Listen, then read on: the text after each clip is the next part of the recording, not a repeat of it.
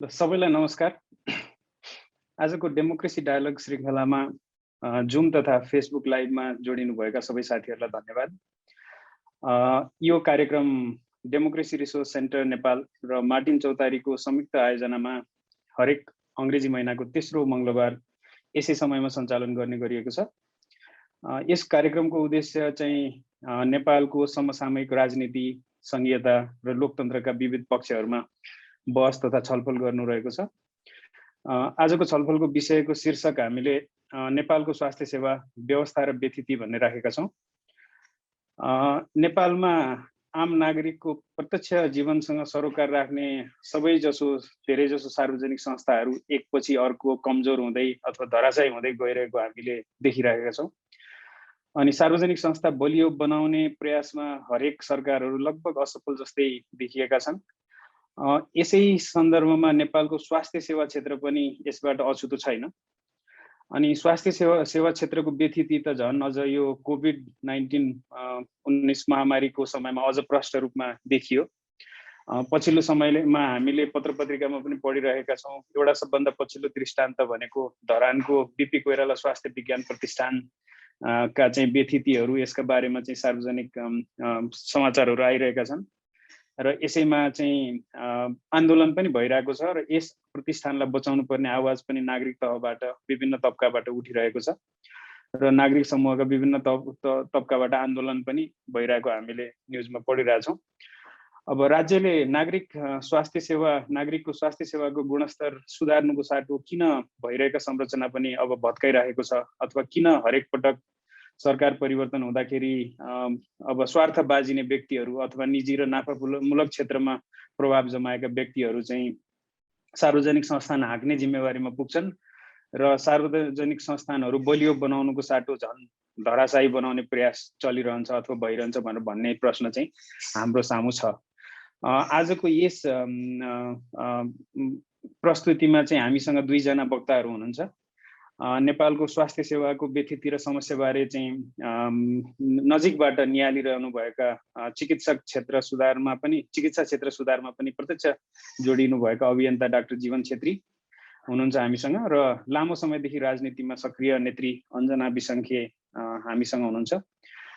जीवन छेत्री जी पेसाले चिकित्सक अथवा प्याथोलोजिस्ट हुनुहुन्छ।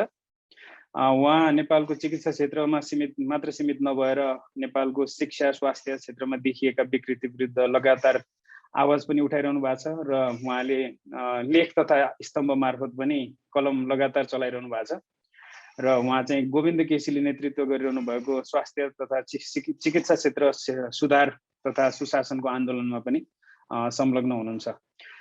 अञ्जना बिसङ्खे नेपालको राजनीतिमा लामो समयदेखि सक्रिय हुनुहुन्छ। उहाँ अहिले हाल प्रतिनिधि सभा सदस्य पनि हुनुहुन्छ र उहाँ चाहिँ संविधान सभामा पनि उहाँ हुनुहुन्थ्यो र नेपालको माओवादी केन्द्र नेकपा माओवादी केन्द्रको चाहिँ केन्द्रीय सदस्य पनि हुनुहुन्छ र उहाँले चाहिँ नेपाली महिला आन्दोलन समावेशिताका आन्दोलनहरूमा चाहिँ निकै सक्रिय ढङ्गले धेरै वर्षदेखि काम गरिरहनु भएको छ। र आजको कार्यक्रम चाहिँ हामीले विशेष गरी दुई चरण, एउटा पहिला सुरुमा चाहिँ वक्ताहरूले आफ्नो विषयमाथि प्रस्तुति राख्नुहुनेछ, त्यसपछि हामी चाहिँ प्रश्नोत्तर अथवा खुल्ला छलफलमा जानेछौँ। सहभागीहरूले आफ्ना प्रश्न तथा टिप्पणीका लागि चाहिँ जुममा जोडिएका सहभागीले जुमको च्याटबाट अथवा त्यसमा चाहिँ के भन्छ हाम्रो ह्यान्ड रेज गर्ने विकल्पलाई प्रयोग गरेर आफ्नै आवाजमा पनि प्रश्नहरू सोध्न सक्नुहुनेछ। फेसबुक लाइभमा जोडिनु भएका साथीहरूले कमेन्ट बक्समा आफ्ना प्रश्नहरू राख्न सक्नुहुनेछ र ती प्रश्नहरू हामीले अन्तिममा वक्ताहरूलाई सोध्नेछौँ र हामीले वक्ताहरूलाई चाहिँ 10 देखि 15 मिनटको समय प्रत्येक प्रत्येक वक्तालाई चाहिँ 10 देखि 15 मिनट समय दिएका छौँ र त्यसमा चाहिँ वक्ताहरूलाई आफ्ना भनाइ राखिदिनु हुन अनुरोध गर्छु। र सबभन्दा पहिला मैले जीवन छेत्री सरलाई अनुरोध गरेँ आफ्ना प्रस्तुति राखिदिनुको लागि। हस्, धन्यवाद ईश्वरीजी। नेपालको स्वास्थ्य क्षेत्र व्यवस्था र व्यथिति भन्दा मेरो भागमा व्यथिति नै परेको जस्तो छ। यो व्यथितिसँग अलि नजिकबाट यो व्यथितिलाई हेरेको हुनाले र पछिल्लो समयमा यो विषयमा लेख्ने बोल्ने गरेको हुनाले चाहिँ यो विषयमा अलिकति 10-15 मिनट भन्नुभयो, त्यही समय सीमाभित्र म राख्ने प्रयास गर्नेछु। जीवनजी तपाईँको अलिक मधुरो सुन्यो त, अलिकति उ गर्न मिल्छ, ऊ झिक्दिन मिल्छ? हो त्यसो गर्नु त। एयरफोन झिक। अब ठिक, अब अलि सुधार भयो? ठिकै छ यतिकोमा। ए ओके, हस् हस्, म यतिकै बोल्छु है। के अरे अब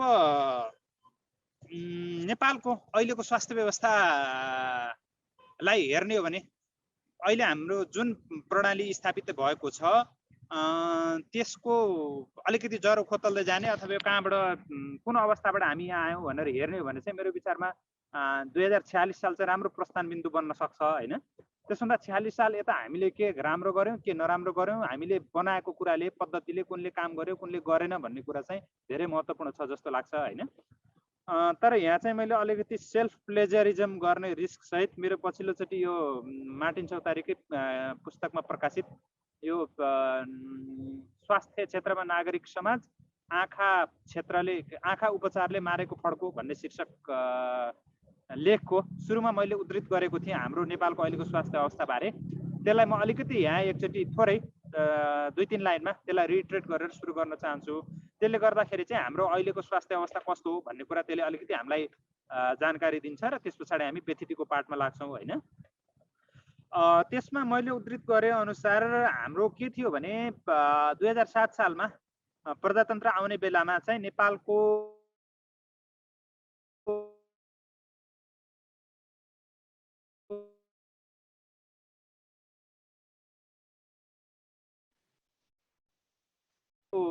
औसत आयु 70 वर्ष कटेको छ भनेको आजभन्दा झन् 75 वर्ष जति अगाडि हामी चाहिँ जम्मा 28 वर्ष औसत आयु थियो भने चाहिँ त्यो अहिले 70 कटिसकेको छ भनेपछि एकदम यो ठुलो फड्को मान्नुपर्छ, ठुलो फड्को हो जस्तो लाग्छ झट्ट हेर्दाखेरि होइन।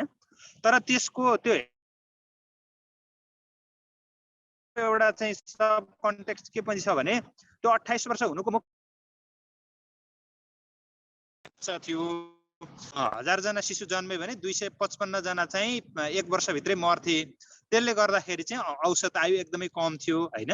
त्यस पछाडिको समयमा हामीले जुन यो नवजात शिशुको मृत्यु दरमा चाहिँ एकदम मातृ र शिशु मृत्यु दरमा एकदमै कमी गर्यौं।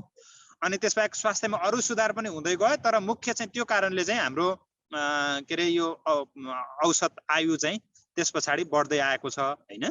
त्यस पछाडि स्वास्थ्य क्षेत्रको पछिल्लो अवस्था के हो नेपालको र यसलाई अलिकति बजेटरी हिसाबले हेर्दाखेरि चाहिँ अब मैले यहाँ इन्क्लुड गरेको 2018 को थियो। सन् 2018 मा चाहिँ नेपालको जीडीपी को 5.8% र हाम्रो वार्षिक खर्चको चाहिँ 11.18% चाहिँ खर्च भएको र त्यो चाहिँ हामीले तुलना गर्दाखेरि चाहिँ अरू देशको भन्दा सापेक्षतः कम स्वास्थ्यमा खर्च भएको भन्ने देखिन्छ होइन। त्यसको परिणाम चाहिँ के भएको छ भने नेपालको जुन स्वास्थ्य क्षेत्रमा खर्च हुने सबै जति पनि पैसा खर्च हुन्छ त्यसको चाहिँ 60% को हाराहारी चाहिँ आउट अफ पकेट भन्छ नि, यो व्यक्तिले चाहिँ आफै आफ्नो खल्तीबाट तिर्ने अवस्था छ। मेरो विचारमा अहिले हाम्रो नेपालको स्वास्थ्य अवस्थालाई देखाउने थुप्रै मानकहरू कम्पेयर गर्ने हो भने चाहिँ यो चाहिँ एकदमै उल्लेख्य जस्तो लाग्छ।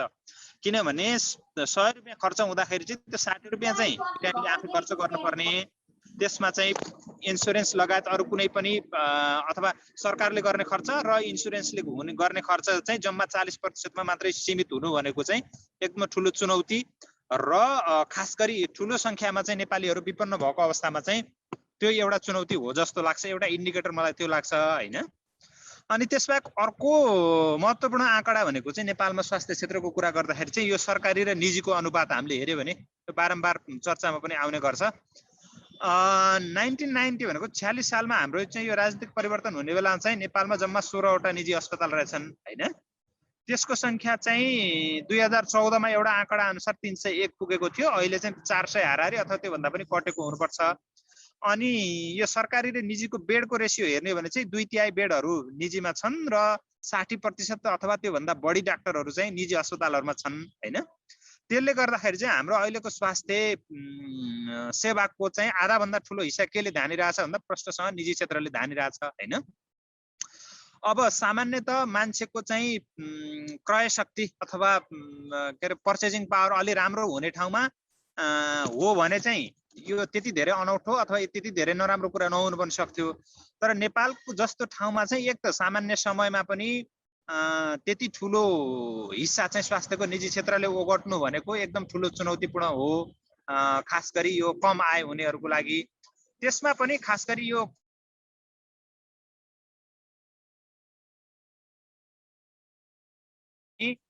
अवस्था कतिसम्म खराब छ र पुग्ने कि नपुग्ने भन्ने।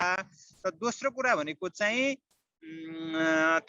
त्यसको खर्च र त्यसले चाहिँ मान्छेको उठीबास नै हुने, घर खेत नै बेच्नु पर्ने अवस्था आउने भन्ने कुरा चाहिँ यो कोभिड महामारीको बेला चाहिँ हामीले एकदम टटकारोसँग देख्यौँ हैन।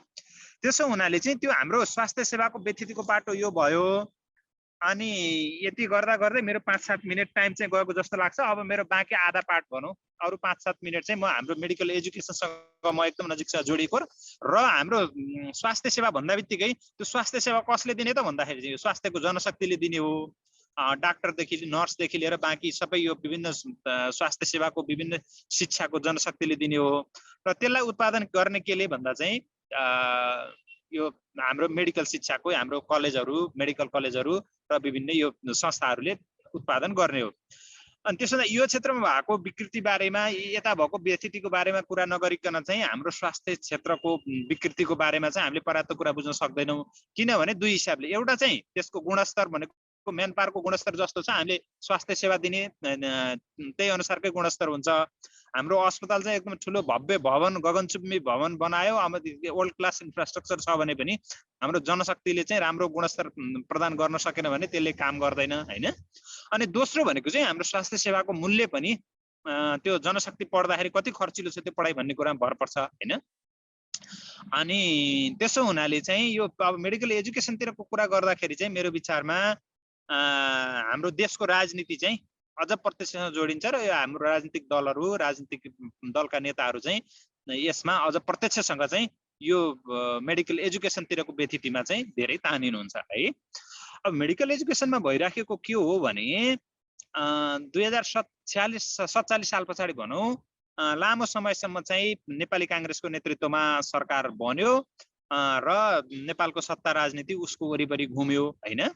अनि त्यो अवस्था भनेको चाहिँ झन्डै 61-62 भनौँ न। अनि त्यस पछाडि चाहिँ हामी 62-63 पछाडि झन्डै दशक लामो ट्रान्जिसन भयो। विभिन्न पार्टीहरूले मिलिजुली अनेक किसिमका सरकारहरू बनाए र पछिल्लो चुनाव पछाडि चाहिँ नेकपाले एउटा स्थिर सरकार 3 वर्ष चलायो हैन।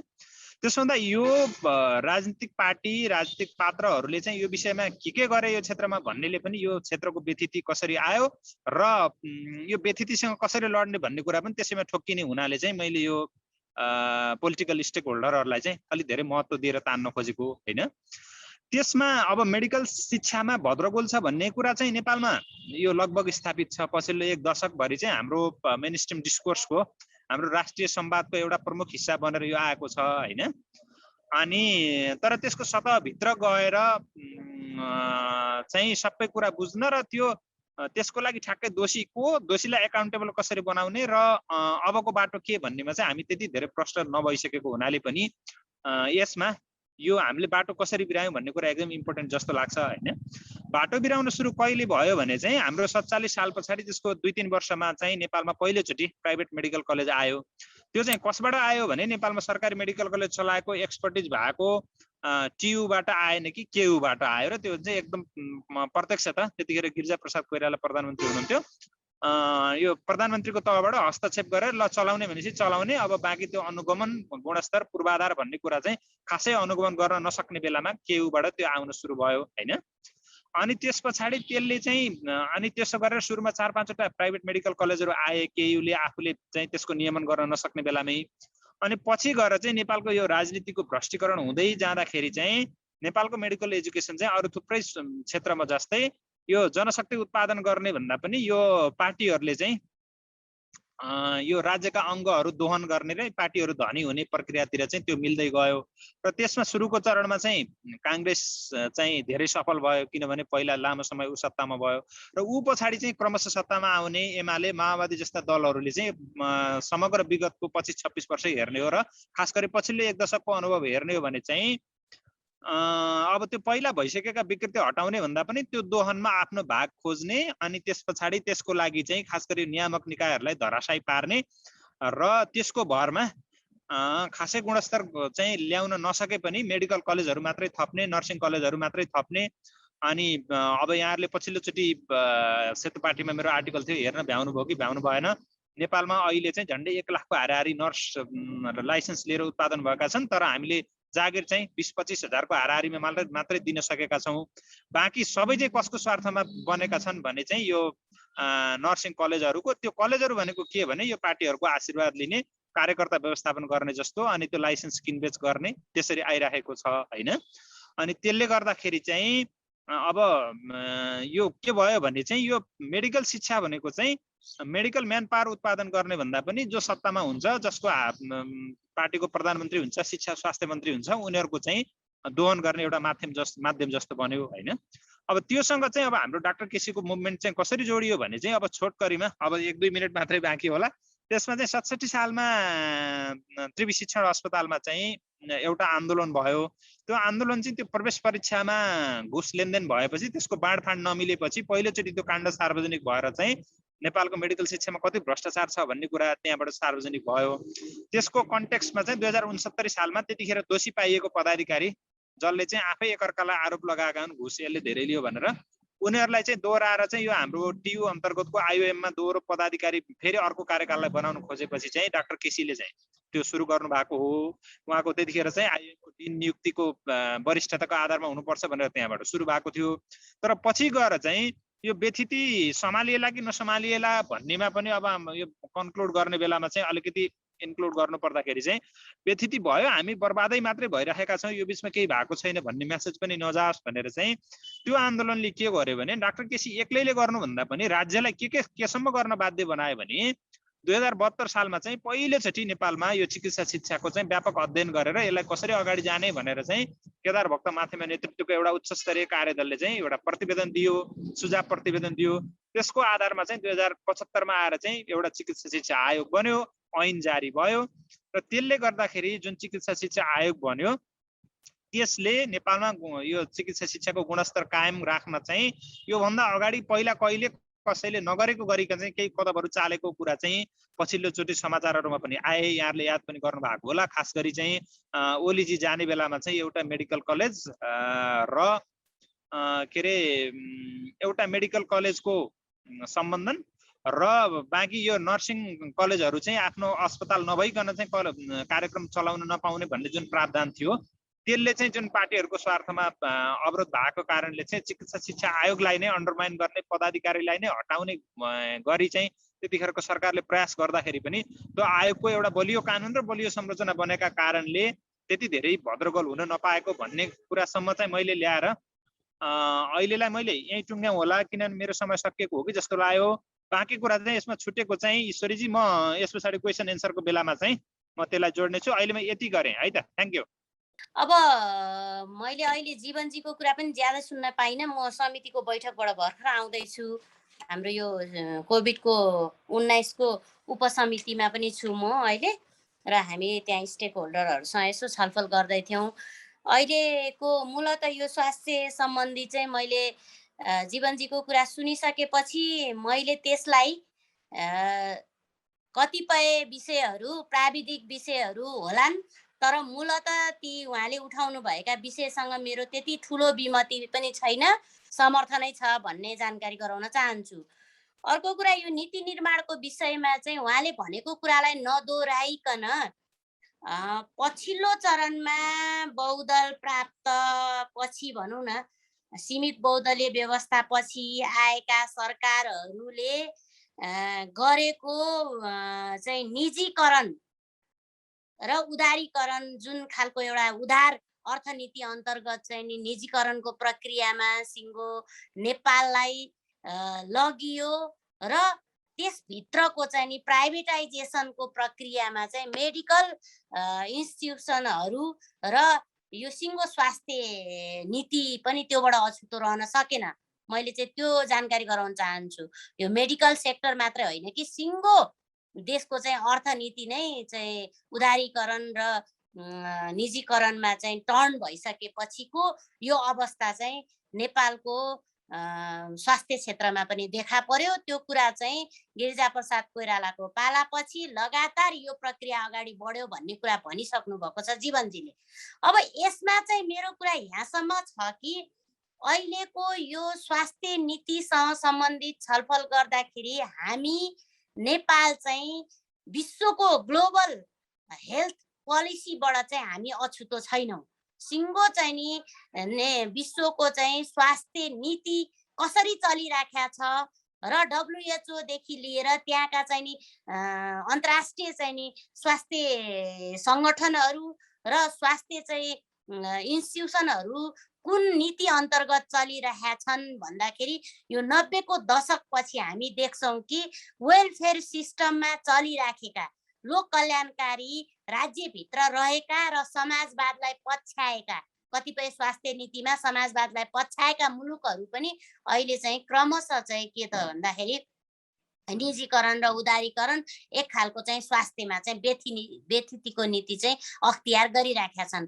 कतिपय 2-3 वटा राष्ट्र मात्रै बाँकी छन् जसले चाहिँ समाजवाद उन्मुख समाजवादी अर्थ के अरे स्वास्थ्य नीति अन्तर्गत यो वेलफेयर सिस्टमलाई चाहिँ पछ्याइरहेको देखिन्छ। क्यानाडाहरू अरू देशहरूले नर्वेजियन देशहरूले केहीले पछ्याएको देखिन्छ, तर अरू देशहरू चाहिँ बिस्तारै निजीकरण र उदारीकरणमा पुगिसकेका छन्।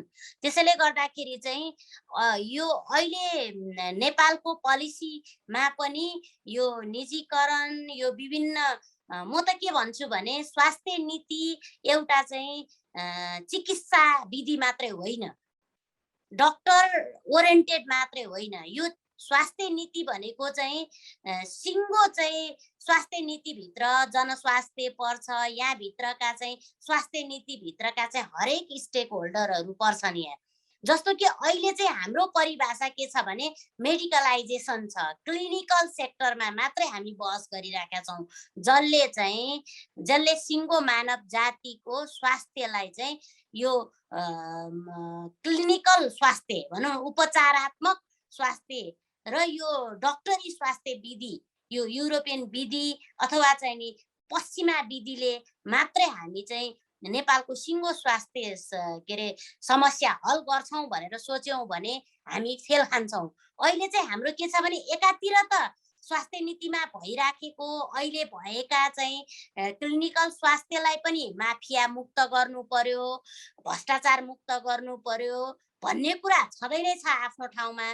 तर यो सिङ्गो पोलिसीको कुरा गर्दाखेरि चाहिँ हामीले जस्ट चाहिँ नि यसलाई क्लिनिकलाइजेसनको रूपमा मात्रै लिने, डाक्टरहरू मात्रै हुन् सबैभन्दा ठुला, डाक्टरहरूले मात्रै चाहिँ यो उपचार विधिलाई चाहिँ व्यवस्थित गर्छन्, मान्छेलाई जोगाउँछन् भन्ने यो कन्सेप्ट अनि पश्चिमाहरूको चाहिँ यो औषधि विधि मात्रै हो भनेर हामीले चाहिँ स्वास्थ्य क्षेत्रमा यसलाई अगाडि बढायौँ भने हामी आगामी दिनमा चाहिँ हामीलाई नन कम्युनिकेबल डिजिज भनेको छ, म त नन कम्युनिकेबल डिसअर्डरहरू भन्छु म, त्यो चाहिँ सेक्टर चाहिँ के हुनेवाला छ भने सबै सुगर प्रेसर थाइराइड यी यावत कुराहरूले चाहिँ मान्छे चाहिँ यति धेरै रोगी हुनेवाला छ कि सरकारले जतिसुकै चाहिँ नि उपचारमा चाहिँ खर्च गरोस् त्यसले धान्नेवाला छैन। सिङ्गो राष्ट्रकै चाहिँ नि बजेटले पनि मुख्य बजेटले पनि धान्नेवाला छैन। त्यसैले गर्दाखेरि अहिलेको विषय के हो भने दुईटा विषयमा केन्द्रित हुन जरुरी छ। एउटा भनेको चाहिँ अहिले भइराखेको माफिया तन्त्र, अहिले भइराखेका उदारीकरण र अहिले भइराखेका निजीकरणलाई चाहिँ कसरी हटाउने भन्ने एउटा पोलिसी हामीमा छँदै नै छ। त्यसलाई चाहिँ हामीले दृढतापूर्वक आफैसँग अन्तरसङ्घर्ष गरेर आफैसँग निर्मम भएर त्यसलाई हटाउन जरुरी छ। यहाँको ब्युरोक्रेटिक सिस्टम, यहाँका नीति नियमहरू, यहाँका विधिहरू या भारी भरकम नियमावलीहरूलाई कसरी चेन्ज गर्न सकिन्छ, कसरी यो चाहिँ क्रोनिक भएको चाहिँ ब्युरोक्राटदेखि लिएर यो चाहिँ पोलिटिकल हस्तक्षेप पनि गलत खालको पोलिटिकल हस्तक्षेपलाई कसरी हटाउन सकिन्छ भन्ने कुरा एउटा बहसको विषय र यसलाई निर्ममतापूर्वक चाहिँ नि अगाडि बढाउन जरुरी छ रूपान्तरणको निम्ति।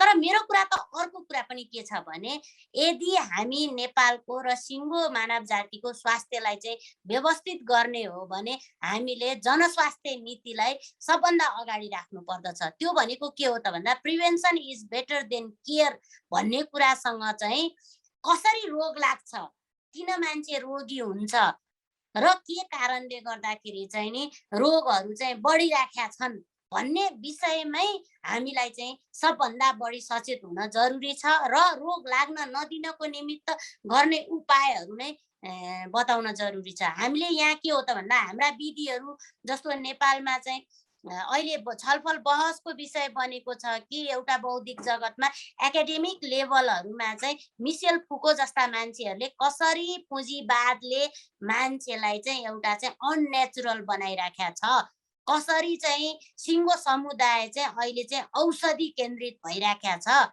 र कसरी चाहिँ नि व्यापारसँग जोडेर चाहिँ मान्छेको शरीरसँग खेलिराखेका छन् भनेर राम्रोसँग चाहिँ नि बर्थ अफ क्लिनिकमा चाहिँ उहाँले एउटा विषय नै लेख्नु भएको छ र त्यो पुस्तकले पनि एक ढङ्गले चाहिँ हामी कता जाँदैछौँ मानव जाति भनेर देखाएको छ।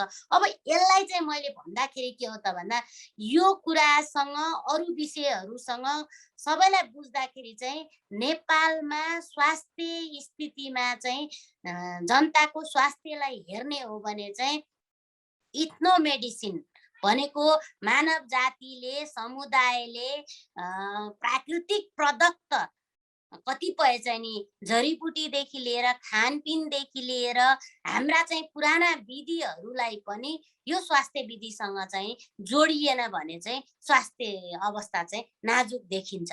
जस्तो कि यहाँ आयुर्वेदिक विधिहरू छन्, वैकल्पिक चिकित्सा अन्तर्गत चाहिँ हाम्रो नेपालमा त्यो स्वास्थ्य मन्त्रालयमा छ वैकल्पिक चिकित्सा भनेर राखेको छ, त्यसभित्र आयुर्वेदिक राखेको छ, चिकित्सा के अरे प्राकृतिक चिकित्सा राखेको छ, होमियोप्याथिक राखेको छ, युनानी विधि राखेको छ, विभिन्न सेक्टरहरू त छन् तर त्यो पुरै डोमिनेसनमा छन्, क्लिनिकल हेल्थको डोमिनेसनमा छन्। त्यो के हो त भन्दा त्यो गर्नको निम्ति मात्रै गरिदिएको, राख्नको निम्ति मात्रै राखिदिएको र आयुर्वेदिकका चाहिँ केही चाहिँ स्थानीय सरकारसम्म पनि केही हाँगाहरू छन् तर अरू प्राकृतिक चिकित्सा योग केही पनि नै छैन।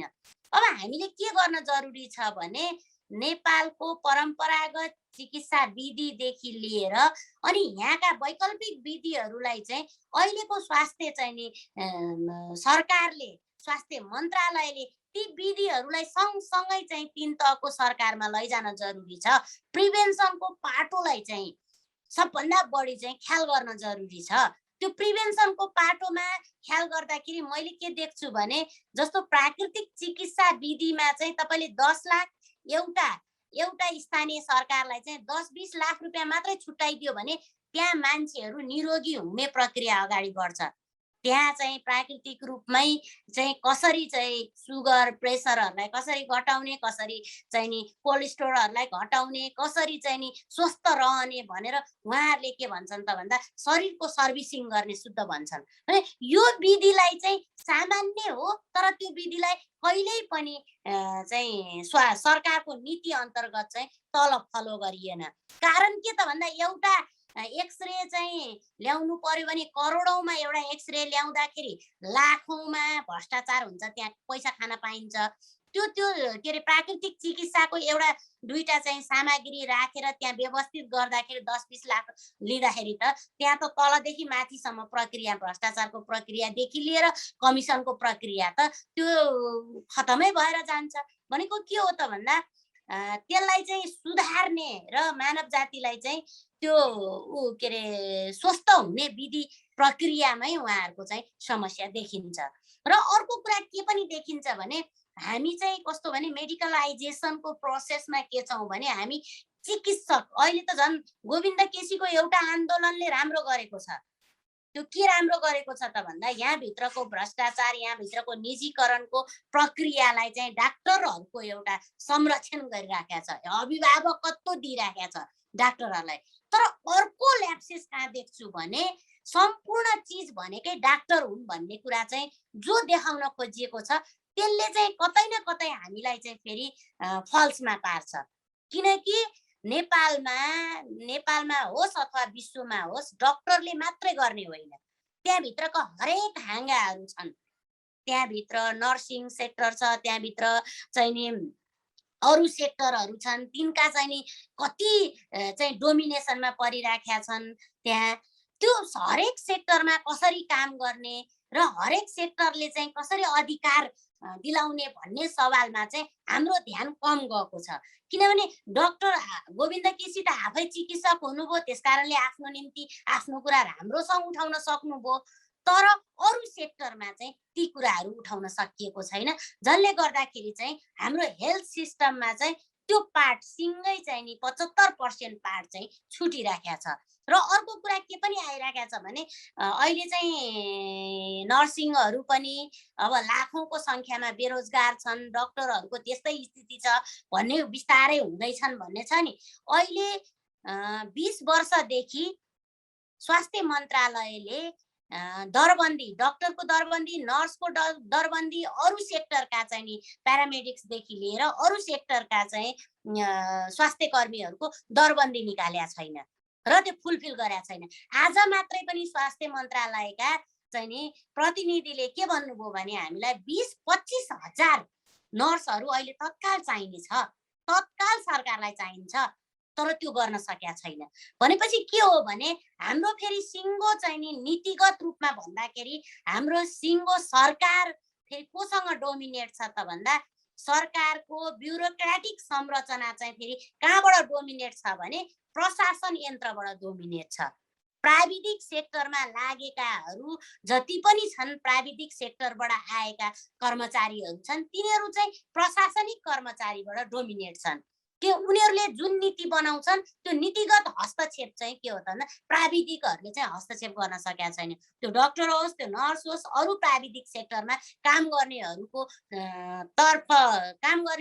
चाहिँ नीतिगत रूपमा चाहिँ कुनै चाहिँ नयाँ ढङ्गको र चाहिँ उनीहरूलाई चाहिने नीतिगत रूपमा चाहिँ निर्णय प्रक्रिया अगाडि नबढ्ने, उनीहरूलाई सुविधा प्रक्रिया अगाडि नबढ्ने, अनि ऐन कानुन बनाउँदाखेरि पनि निजामती प्रशासन शाखाका मान्छेहरू हाबी हुने, सचिवहरू अधिकांश उहाँहरू नै हुने, उहाँहरूले नै ड्राफ्ट गर्ने, यो खालको चाहिँ नि विधिहरू पनि हामी यो लामो समयसम्म देखिराखेका छौँ। त्यसकारणले गर्दा अब भनेको प्राविधिक क्षेत्रमा, स्वास्थ्य क्षेत्रमा चाहिँ हामीले त्यो ब्रेक थ्रु गर्न जरुरी भइराखेको छ।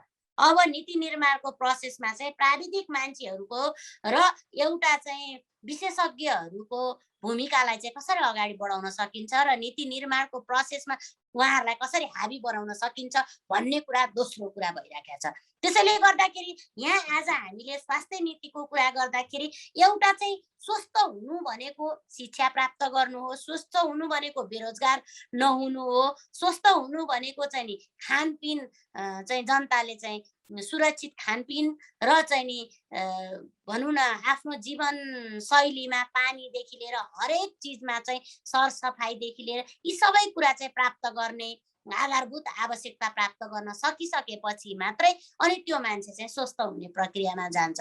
त्यसैले गर्दा स्वास्थ्यसँग चाहिँ एकातिरबाट वर्ग जोडिएको छ, स्वास्थ्यसँग अर्कोतिरबाट चाहिँ नि विभिन्न चाहिँ उत्पीडित समुदाय, जात जातिहरू र उत्पीडित लैङ्गिक समुदायहरू पनि यो प्रोसेसमा चाहिँ कहाँनिर भने अप्रत्यक्ष रूपमा जोडिन्छन्। उनीहरूको अधिकार सम्पन्न भएपछि यता फेरि के हो त भन्दा स्वास्थ्यमा पनि उनीहरूको सुधार भएको देखिन्छ। त्यसरी हेर्दाखेरि चाहिँ एकातिरबाट हामीले एउटा मात्रै चिजलाई मात्रै समात्यौँ भने स्वास्थ्य क्षेत्रमा चाहिँ यसले चाहिँ सल्भ गर्दैन।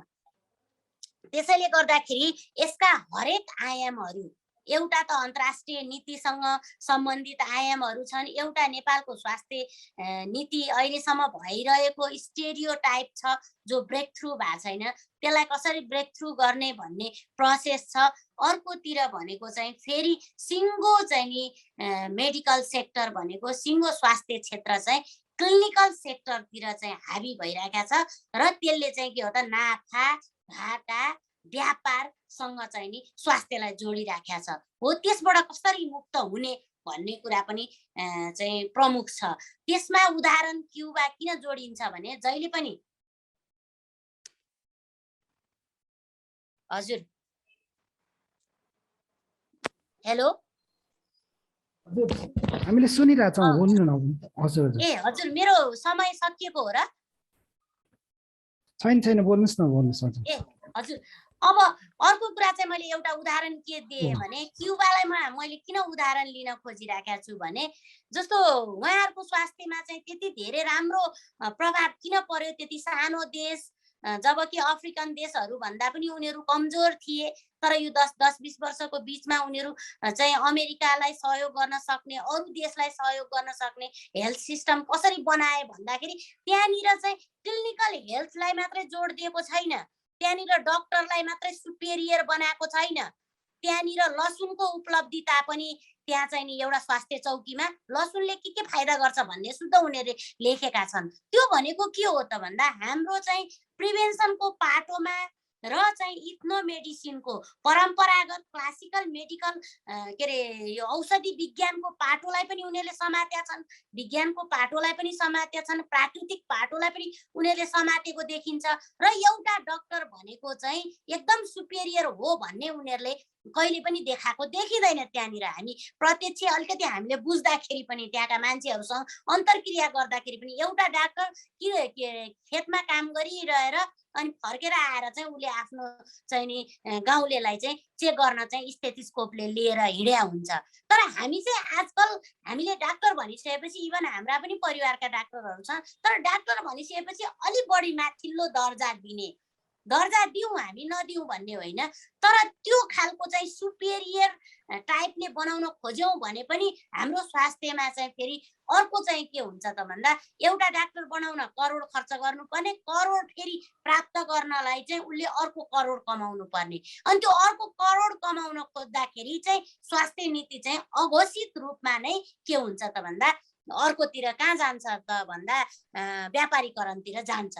अनि यो प्रोसेसमा चाहिँ बिस्तारै हामीले हल गर्ने प्रक्रिया भनेको के हो त भन्दा एउटा त पढाउने प्रक्रियामै चाहिँ हामीले चिकित्सा शिक्षा विधेयक ल्याइसक्यौँ कि 75%लाई चाहिँ निशुल्क पढाउनु पर्ने भन्ने विधि छ। अर्को भनेको चाहिँ के हो त भन्दा पढाउँदाखेरि पनि त्यहाँनिर सरकारले जिम्मेवारी लिनु पर्यो र फेरि जनतालाई पनि जिम्मेवार बनाउनु पर्यो। स्कलरसिप पढाएर युके जाने होइन पैसा कमाउन, स्कलरसिपमा पढ्ने तर पढ्न के अरे चाहिँ नि काम गर्न चाहिँ युके जाने जो प्रक्रिया छ त्यसलाई पनि हल गर्नको निमित्त चाहिँ दुईटा कुरा हुँदो रहेछ। एउटा चाहिँ नेपालले नै उहाँहरूलाई जोगाउनु पर्यो नि त भन्ने क्वेसन आउँछ, दोस्रो कुरा चाहिँ लाइफस्टाइल कस्तो बनाउने त नि भन्ने कुरा पनि आउँदो रहेछ। यो त दुईटा चेतनासँग त दुईटा कुरा त सँगसँगै आउँछ नि त। यो सँगसँगै जोडाउने बेलामा चाहिँ हाम्रो कुरा कहाँनिर छ त भन्दा हामी दुईटैमा हामी कमजोर देखिन्छौँ। एउटा उहाँहरूलाई नै नेपालको चाहिँ राष्ट्रियता जनताप्रतिको उत्तरदायी बनाउने हामी पनि सकिरहेको छैनौँ। अर्को कुरा फेरि कहाँनिर छ त भन्दा हामीले पनि फेरि उहाँहरूलाई चाहिँ एउटा चाहिँ ढङ्गले चाहिँ सरकारले चाहिँ ओनरसिप लिने प्रक्रिया अगाडि बढाएको छैन। त्यसैले गर्दा यी सबै पाटा पक्षहरूमा चाहिँ ड्रास्टिक चेन्जको चाहिँ आवश्यकता पर्छ भन्ने मलाई लाग्छ। त्यसमा हामी काम गर्न खोजेका छौँ, के गर्यौँ भन्ने चाहिँ अब पछिल्लो पाठमा चाहिँ मैले तपाईँहरूलाई समय रहेछ भने भनौँला। हस् धन्यवाद।